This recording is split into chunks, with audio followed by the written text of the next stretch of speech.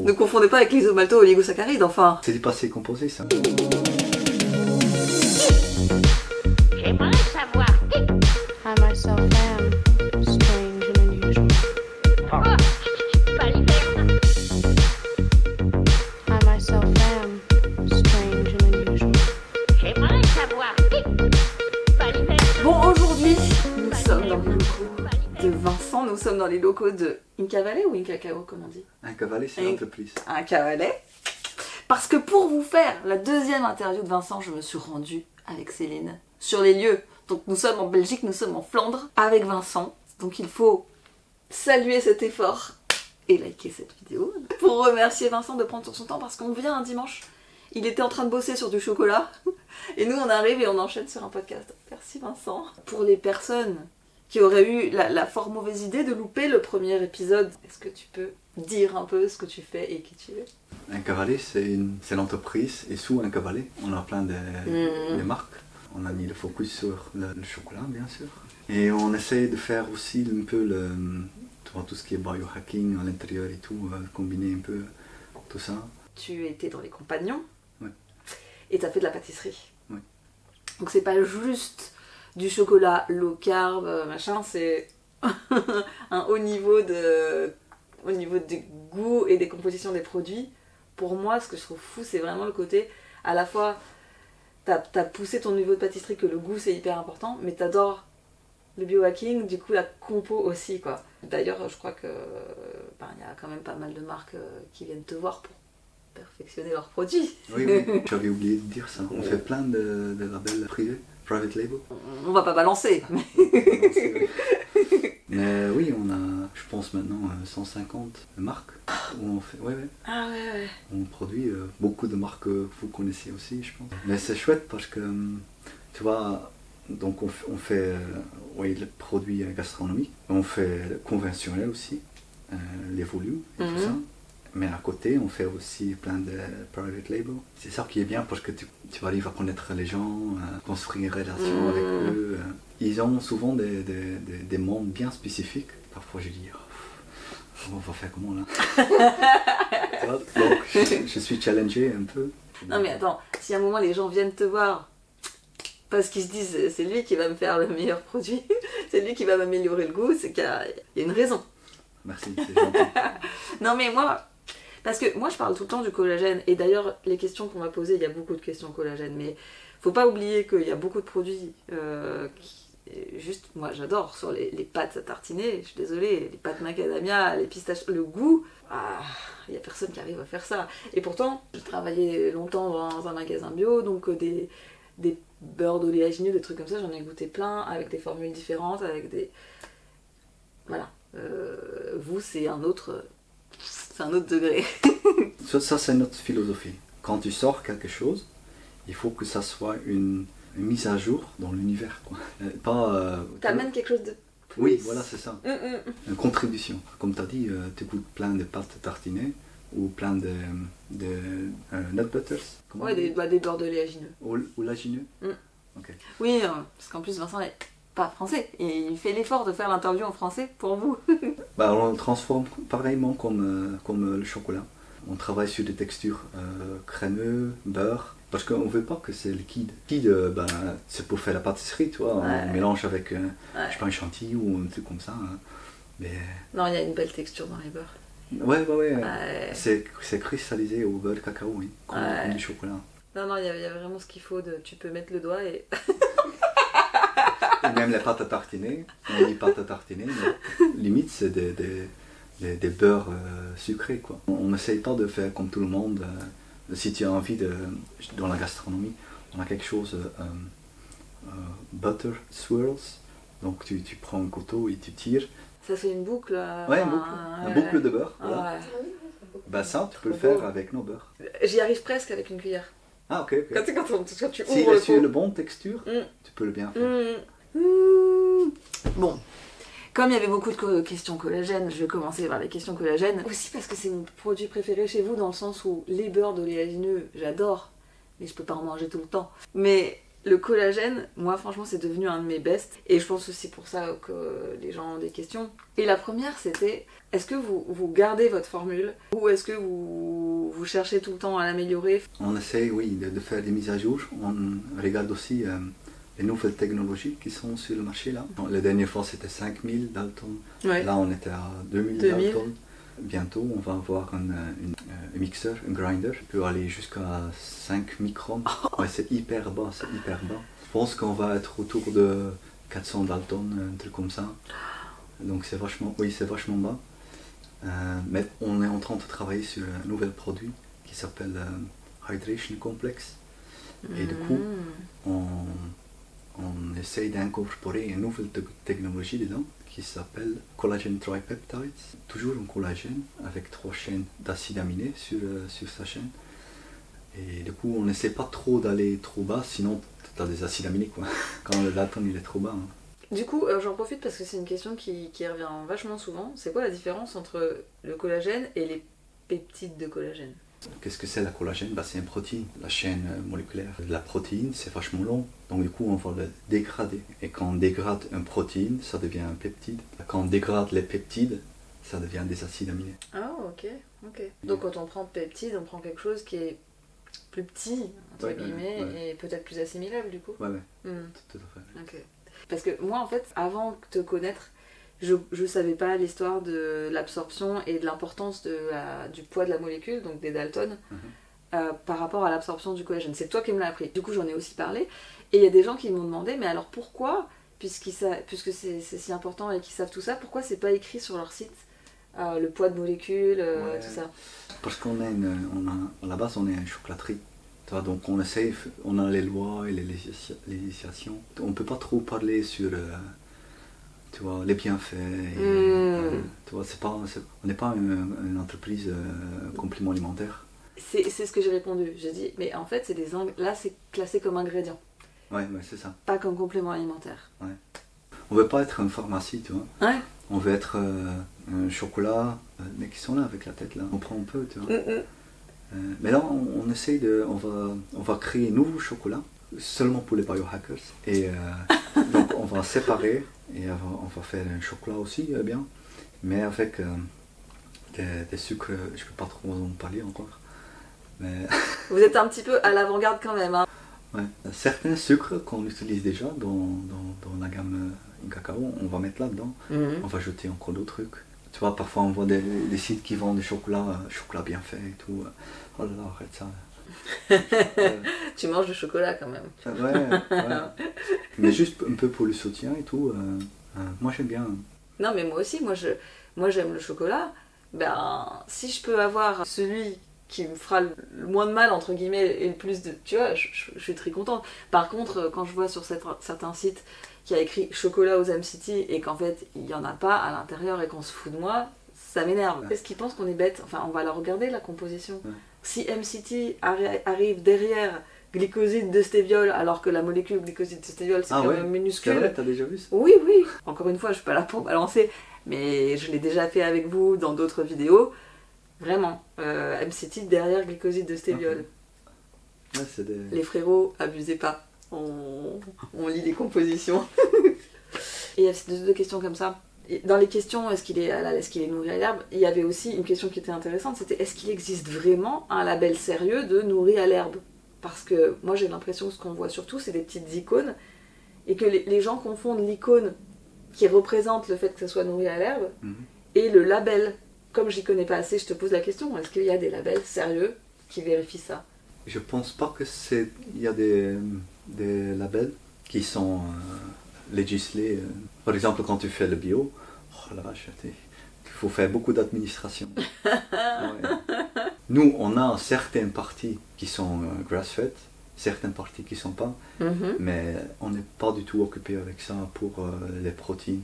Grass-fed, c'est hyper important pour parler des abats et tout. Quand tu manges grass-fed foie, c'est hyper important que c'est grass-fed. Ouais. Mais nous, on a envoyé de grass-fed collagen et conventional collagen au labo. Ouais. Et le conventionnel était beaucoup mieux que le grass-fed. Le profil acide aminé. Ah ouais? Comment tu l'expliques? Enfin, peut-être que tu l'expliques pas d'ailleurs, parce que c'est un constat. Le collagène, c'est tellement retravaillé dans l'usine. C'est pas on prend la peau, on fout dans le grinder. Non, c'est pas comme ça. Pour moi, grass-fed collagène, pour moi, c'est du marketing. Je trouve. Donne-moi l'information, je vais regarder le profil. Parce que tu peux avoir grass-fed et s'il y a des métaux dedans, t'en as rien à foutre de ça, tu vois. Oui, oui, mais en fait, je pense qu'il y a eu. Il y a tout un truc avec, en tout cas, tous les scandales de vaches folles, les trucs comme ça. Ouais. Mais on est en Europe. Oui. On est en Mais Europe. oui, mais je pense que les gens, ils ont un peu oublié toute l'histoire. Pour eux, il reste juste la peur. Et aussi parce que on prenait beaucoup le collagène de la gélatine avant. Tu peux faire du collagène de la gélatine. Et c'est pas en mixant en poudre, tu vas pas obtenir le collagène. Il faut qu'il y ait un procès bien spécifique. Mais après, il y a aussi des trucs, tu vois, grass-fed, élastine. Mais non, élastine, c'est du marin. Comment on va le faire, grass-fed? Il y a tellement des ingrédients. Bien sûr. Mais je pense que les gens, ils essayent, et moi aussi, d'acheter ce qui va être de la meilleure qualité possible. Ils cherchent des critères. Mais en tout cas, on peut pas dire que maintenant, grass-fed, ça soit un critère. Pour les protéines. Alors du coup, puisque j'ai un peu zappé en même temps, il me semble que le vôtre de collagène est halal. 80% c'est halal, je pense, ouais. C'est donc pour ça que c'est pas écrit, parce que... J'avais une autre question de collagène. Est-ce que le collagène va garder ses propriétés même quand on va le chauffer dans un dessert, un gâteau? Non. Bah, dans un dessert, ça va, tu vois. Si tu vas le mettre dans le four à 200 degrés, bien sûr que les protéines vont se dénaturer, ça s'appelle. Non, mais moi, tu vois, mon utilisation, par exemple, c'est que je fais fondre mon chocolat au bain-marie avec mon beurre de cacao et tout ça, et à la fin, je rajoute le collagène. Est-ce que là... Mais c'est parfait. J'étais prof avant, en pâtisserie. Ce que je disais aux élèves, quand on fait par exemple une anglaise, tu vas mélanger ta composition, les œufs, ils vont coaguler. Quand ils vont coaguler, ton anglaise, il est terminé. Mais quand tu dépasses, tu vas avoir omelette. Et omelette, qu'est-ce que c'est? C'est dénaturation des protéines. Anglaise, coagulation, c'est entre 82 et 85 degrés. Mais quand tu vas au-dessus, 87, là on a omelette. Ouais, c'est pour ça que c'est pas une réponse binaire. Mais moi, je préfère toujours rajouter mes ingrédients biohacking quand c'est moins... Oui. Même, je vous disais, dans les fat bombs, moi j'ajoute la Ketogene Brain, et je veux dire, dans la Ketogene Brain, il y a du DHA. C'est sensible à la chaleur, donc si vous le mettez quand c'est chaud, ça va rancir, et les propriétés du DHA, vous les aurez pas. Tu fais une soupe aux carottes, la vitamine C, 70% tu le goût, c'est parti. Ok, et ben voilà. Et en collagène, je pose cette question parce qu'on me l'a posée, mais perso, la personne demandait si le collagène allait garder son goût sucré parce qu'elle n'aimait pas. Alors moi j'adore. Hein. Mais bon voilà, la question c'était est-ce que vous allez conserver ou faire une version neutre? On ne va pas faire. Parce que les produits sont faits pour moi à la base. Et on adore. On ne veut pas, tu vois, parfois tu vois collagène cacao, collagène orange, collagène strawberry. Ouais. Oh là là, tu veux strawberry? Bah fais ton milkshake strawberry, on met du collagène dedans. Tu vois, quand on va le faire neutre, on va avoir, oh c'est trop fort le goût, tu vois. Ouais. Donc moi, quand je consomme quelque chose, tu vois par exemple le hydration complex, c'est pour accomplir le multicollagène. Lui, il ne va pas être sucré parce qu'on va le mettre dans la bouteille. Parce que quand je bois de l'eau, je ne veux pas un goût de sucré. Mais quand je vais consommer 15 grammes ou 20 grammes ou 5 grammes tu vois, de collagène, c'est vachement costaud. Tu vois. Donc, qu'est-ce que c'est le goût sucré? C'est de la tomatine et c'est de la vanille. Tomatine, ouais. C'est de là, t'allais dire? Et un peu de vanille. Et la vanille. Non, mais moi, ça fait partie des choses que j'adore dans le truc. Et c'est vrai, Gousse de vanille. si vous enlevez la tomatine et la vanille, vous allez sentir très fort le goût du collagène et c'est pas agréable. Moi, j'ai remarqué que les collagènes neutres, j'arrive pas à les consommer parce que ce goût me gêne. Il y a quelqu'un qui demandait, est-ce qu'on a quand même besoin de collagène quand on fait une diète carnivore? On va regarder la glycine. Glycine, c'est 33% de la composition collagène. Que dans les muscles, il n'y a presque rien. 50% du profil acide aminé, c'est la méthionine. Il y a du glycine dans la peau, mais je pense pas que les gens ils vont manger toute la peau.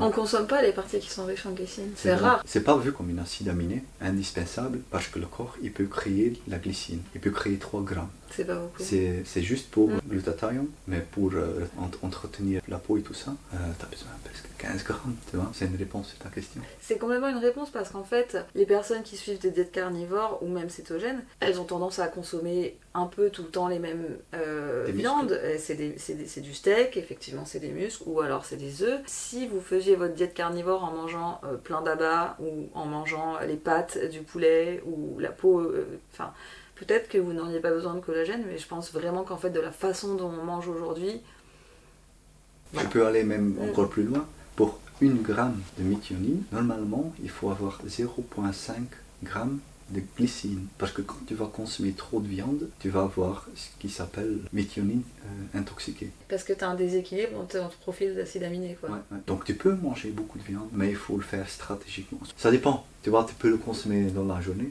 On va ajouter aussi la glycine dans le collagène, notre mix de collagène. Uh-huh. Je pense que c'est oméga 3, la glycine, NAC, N-acetylcysteine. Ces trois-là, je vois le meilleur effet. Et des abats, parce qu'il y a quand même, dans le foie et tout, il y a quand même un peu de glycine. Mais moi, ça me, tu vois, même si aucun produit n'est parfait, etc., je suis contente de consommer le collagène de personnes qui, comme toi, réfléchissent justement à l'absorption et c'est quoi les besoins, etc. Et comme tu l'as dit, en fait, c'est un produit que tu as fait à la base pour toi. Oui, Pas pour vendre un truc parce qu'absolument c'était le créneau le produit qu'il fallait vendre en ce moment. On l'a pas besoin. Hein. Oui, non mais c'est ça. En fait, déjà, franchement, c'est ce que Vincent me disait avant d'arriver. Ils ont trop de projets et trop d'activités. Enfin, pas forcément trop, mais vraiment beaucoup. Donc, ils courent pas après vendre leur collagène pour vivre. C'est juste trop chouette pour nous, enfin pour moi en tout cas, d'avoir l'opportunité d'avoir accès à ce produit-là et de discuter avec quelqu'un qui sait pourquoi il le fait, quoi. C'est pour ça que je suis, comme tu as parlé du complexe hydration, je vais te poser des questions. Vas-y. J'étais au courant que vous prépariez ce complexe hydratation. Ouais. C'est quoi et quel est l'intérêt de prendre ça si on prend déjà du collagène? Très simple. Le collagène, on le voit comme des macronutriments. Un hydration complexe, on le voit un peu comme des micronutriments. On va avoir plein de micronutriments pour justement hydrater. L'idée, c'est que c'est pour accompagner le collagène. Ou pour que les deux travaillent en symbiose. Ouais, c'est ça. Donc tu peux consommer le petit collagène, mais à l'autre côté, on a le hydration complexe. On a des nouvelles technologies dedans. Collagène tripeptide. Ici, c'est des 1000 fois plus concentré qu'une collagène. Tu peux dire, oui, mais pourquoi tu consommes pas seulement ça? Oui. Non, ça marche pas comme ça. le corps, il lit ces séquences moléculaires comme une code. Et du coup, il sait très très bien qu'est-ce qu'il doit faire avec. Mais on a besoin aussi d'autres collagènes. Parce qu'on parle plus sur des types 1, du type... Type 2, 4, 5. Là, si on a vraiment un collagène tripeptide, très spécifique, ce qu'il va faire. On n'est pas basé sur le collagène, on est vraiment basé sur tous les micronutriments, vingtaine d'ingrédients dedans. Moi j'ai vu le début du tableau. Oui, c'est vrai en plus. Je dis rien, mais j'ai vu. Il est pour qui ce complexe hydration? Tout le monde, tu le mets dans ta bouteille d'eau et tu le bois toute la journée. Donc tu mettras plus le collagène, tu mettras ce truc-là à la place. peux, Les deux? Oui, tu Ouais, peux. ok. Finalement, parce que les gens vont se dire oui, mais enfin moi, je bois mon eau dans ma bouteille d'eau, j'achète de la Courmayeur, elle est très minéralisée. Ouais. Qu'est-ce que ton complexe il va m'apporter de plus? Beaucoup, oui. Tu trouves du élastine dans ton... Dans la Courmayeur. Ouais. Non mais c'est la peau qui va être hydratée, c'est qui Oui, tu vois? On va avoir aussi oméga 3 dedans. Pourquoi? Parce qu'oméga 3, il va bloquer une enzyme qui va empêcher que ton acide hyaluronique qui va se casser. Donc il y a plein d'ingrédients bien spécifiques pour rester stable, quoi. C'est quelque chose que tu bois dans la journée. Parce que tu vois, quand on prend un complément alimentaire, ça c'est important de savoir, on a des récepteurs. Donc si tu vas faire des grandes doses de vitamines par exemple, les récepteurs ils sont saturés. Ils n'arrivent plus à absorber plus. Tu vas évacuer. Tu vas aux toilettes, on va tout évacuer. Comme quand les gens prennent des shots de vitamine C, pardon. Le C'est corps tout. ne prend pas ça. Tout à fait. Et notre philosophie c'est que tu mets dans la bouteille et tu bois des petits gorgées d'eau. Petit à petit, quoi. Ouais, que les micronutriments ils rentrent lentement dedans. Mais stable, quoi. Ouais. Et de toute façon, l'hydratation, ça se fait jamais si tu bois ta bouteille d'un coup, même qu'il n'y a rien dedans, enfin d'autres Ouais. ça hydrate pas du tout de la même façon que boire par petites fois, quoi. Ouais, tout à fait. Ouais. C'est pour quand ce complexe Alors, c'est une bonne question, normalement, cette année, mais on a un nouveau produit, Soft Cacao. Parfois, je vois des gens qui font des cookies avec des tablettes de chocolat, et c'est un peu ma réaction aussi. Heureusement que les cultiveurs de cacao, ils ne le voient pas. Mais je comprends que les gens, ils veulent aussi du conventionnel, tu vois. Du chocolat pour cuisiner, donc. Tout à fait, ouais. Donc ça, c'est Des C'est en route. Oui, ça va lancer là. Je pense qu'on va avoir 10 sortes. 10 sortes. Ouais, ouais. Dans de petits sachets de 300 grammes. Ok. Des pistoles ou des pépites? Des pistoles. Des ouais. pistoles, j'adore. Pour fondre, pour faire une mousse ou faire vraiment la pâtisserie. On va avoir 100%, on va avoir un 60%. Vous allez mettre les sucrants que vous mettez d'habitude. Non, chez Inca, on fait. Il n'y a pas de sucre dans la maison ici. Il n'y a pas de sucre dans la maison. Vous avez entendu? Il n'y a pas de sucre à la maison. Il n'y a pas de sucre à la maison. C'est du passé composé ça. Érythritol, tomatine, des riboses? Des riboses, on va pas mettre dedans. Non? Ok. On va vraiment mettre dans les biohackers. Ok. On va utiliser une nouvelle fibre soluble. C'est une fibre de tapioca, index glycémique de 4 et une glycemic load de 1. C'est beaucoup plus Charge cher glycémique. que le polydextrose parce que c'est du nouveau. Mais je vois dans le marché que le prix commence à descendre. Mais Ok. il ne faut le pas confondre avec le isomalto-oligosaccharide, le IMO. Ne confondez pas avec l'isomalto-oligosaccharide, enfin. Ouais, ouais. Parce que c'est aussi une fibre de tapioca. Ok. Mais le IG c'est 35 comme Ah oui. noix de coco. Ok. C'est pas pareil que 4. Non, quand on dit fibre tapioca, souvent les gens ils confondent. Et du coup, vous allez avoir aussi du lait, enfin du Lacté. chocolat lait. Ouais. Ouais. Du blanc. Le blanc aussi. Donc on va avoir 10 sortes. Donc 100%, 60, on va avoir 35 lacté, un 35 vegan lacté, blanc vegan Ok. et blanc conventionnel avec du lait. D'accord. On va avoir spéculoos. Oh, mais Ouais, ça c'est. Il est bien en plus. there's God and he's on my side.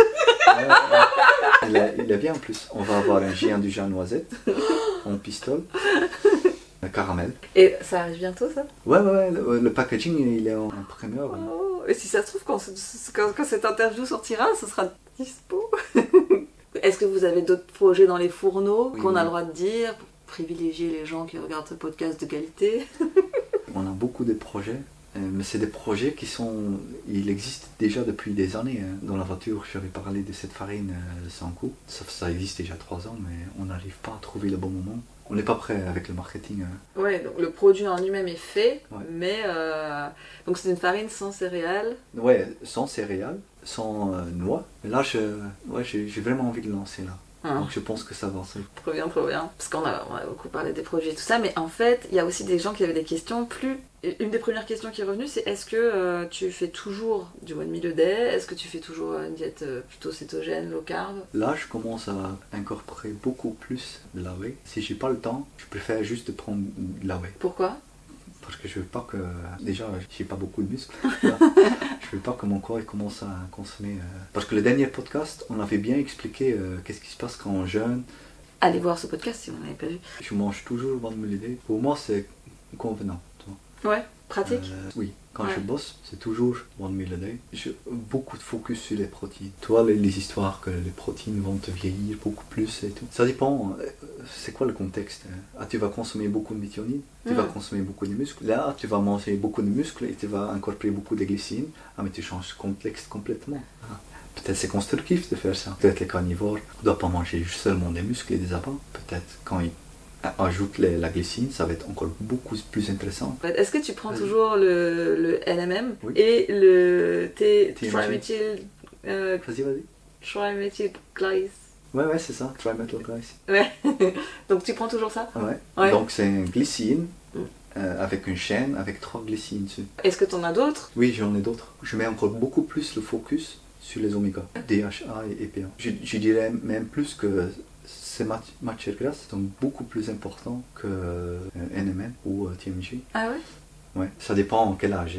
Si tu as un certain âge, je pense que oui, c'est important de prendre NMN et TMG. Mais alors tu vois par exemple, moi j'ai vraiment du mal avec les histoires d'oméga 3 parce que je comprends l'importance que ça a. Et à chaque fois que j'en parle et que je dis tiens, ça serait bien de prendre ça ou ça, on me répond oui mais ça va s'oxyder. Dans l'entrepôt où tu achètes tes oméga 3, ça va peut-être être trop chaud. Puis ensuite dans le transport, il va y avoir de la chaleur. Et quand tu vas recevoir tes oméga 3, bah en fait ils ont déjà ranci et ils peuvent plus rien t'apporter. Donc comment tu peux avoir confiance dans tes oméga 3 par exemple? Très très bonne question. L'oxydation. Des petits pots en plastique transparent. Oui, là tu c'est vois. sûr, c'est oxydé. Si tu es une marque et tu as envie de tester, teste. Tu vas le voir Je prends 2 grammes par jour. Quand je le prends, je sens vraiment une différence là. Si je le prends les soirs, je peux plus dormir. Ah ouais? Ah ouais. Teste, tu vas voir, écoute ton corps, parce que tu vois des effets extrêmes même dans la première journée. Du coup, tu prends quoi comme marque? Débat, ça s'appelle. Débat. Chez eux, je prends entre multivitamines, vitamine D3 et K2, et je prends mes oméga 2. Ces 3 là. Ok.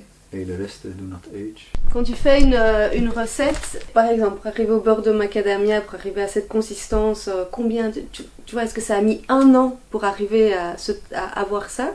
Ou est-ce que ça va assez vite parce que tu as déjà toute cette expérience en tant que pâtissier, enfin voilà, un peu, comment est-ce qu'un produit naît? On a beaucoup bossé sur le beurre, le nut butter, parce qu'on a des différentes acides graisseuses, acides gras. C'est complètement différent, hein, comment on doit cristalliser, donc on a bossé beaucoup dessus. Les goûts aussi. Parfois c'est bien de griller longtemps, torréfier longtemps. Le beurre d'amande, il a quelque chose, hein, on sent qu'il a été un peu roasté. Par exemple, sans coup, la farine, tu vois, faire un gâteau sans sucre, ça va. Faire du pain sans farine, là c'est autre chose. Hein. Et ça j'ai développé quand j'étais chez mon papa, tu vois. J'étais retourné chez lui et sans coup, c'est construit là-bas. Quand j'étais chez le compagnon, tu voyages tout le temps, tu vois. Ouais. Il y a un moment, c'est plus important. Là, tu viens de me demander, tu habites où? J'habite à Ostende, ma domicile est là. Parfois en haut, dans les canapés, parfois chez des amis. Ça n'existe plus. La maison, il est là, à l'intérieur. Tu vois. Mais ouais, le procès, ça dépend. Oui, bien sûr, j'ai mon expérience, j'ai mon parcours, mon sac à dos. Certains projets pour faire des labels privés, ils vont beaucoup plus vite que certains d'autres. Mais eux qui prennent plus de temps, j'aime bien. Je suis challengé. Après, je peux plus dormir. J'ai développé une nouvelle marque qui s'appelle Diosa, des ingrédients qu'on donne une deuxième vie. Et un soir, j'étais aussi dans mon lit et j'avais cette idée-là. Et j'ai dit, vas-y là, je vais retourner au labo, il faut que j'essaie ça. Et je pense que c'était 2h du matin. Je suis venu ici, clac, je fais le truc, je mets en route. J'ai dormi ici dans ce canapé. Et ça marchait, tu vois. Parce que tu avais cette idée-là et tu réfléchis, tu peux plus dormir. La création appelle. Ouais. C'est super. Le mois passé, j'étais à Riyad, en Saoudi-Arabie. Il y avait un gars, il voulait développer des biscuits sans sucre. Ah oui, tu m'avais montré. Ah, c'est vrai? Bah oui, j'ai une photo, je crois. Ouais, en fait, on a une relation, on en voit plein des images. Mais il y avait du gâteau sans sucre, et moi j'étais là genre... C'est vrai, mais ils ont... Ouais, et du coup, le projet, il est bien fini. Et du coup, c'est devenu un client de nous. Mais à la base, c'était pas pour le convertir en client. Ouais. J'étais là pour Mayan Consultancy.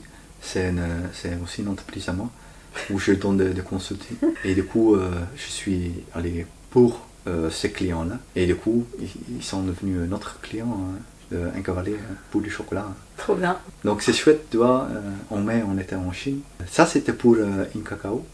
On a signé un grand contrat là-bas. Donc rencontrer des gens comme vous, tu vois, c'est trop bien d'avoir un peu des gens ici. Vous êtes en avant-première. Merci beaucoup pour tout ça. Merci à toi. C'est trop chouette. C'est mon premier podcast en vrai. Merci beaucoup Vincent. Merci d'avoir regardé. Et puis à très bientôt dans la télé-réalité d'Acetos. Dites au revoir à Vincent. Je croyais que vous étiez trop brutal. On n'est pas baisé.